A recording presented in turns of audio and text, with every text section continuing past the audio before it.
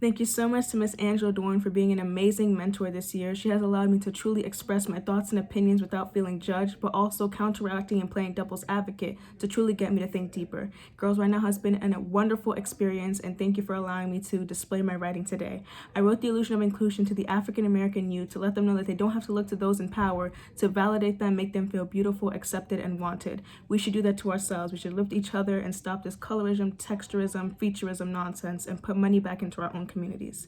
So here's The Illusion of Inclusion, and thank you for listening.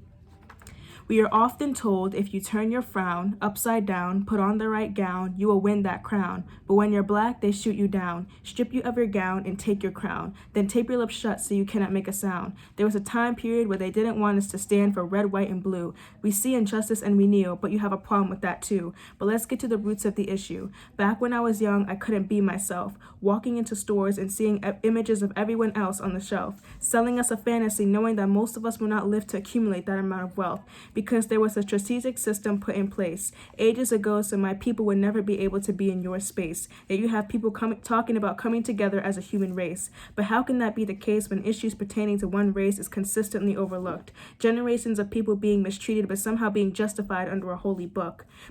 But forgive me for complaining about issues we face in our present day, because our ancestors went through so much more, and we should instead raise our hands and thank God that at last we have made it through.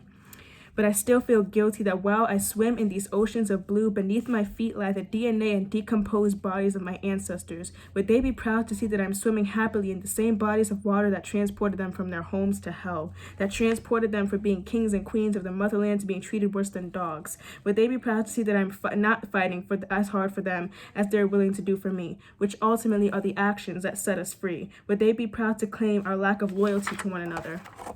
That we have become so wrapped up in consumerism that we cannot see the true value in each other. We can only blame those in power for so long because they've trained us to believe that we are not strong, part of the reason we cannot get along. But at the end of the day, we must stop this carelessness, and it is up to us to create the melody to our own song.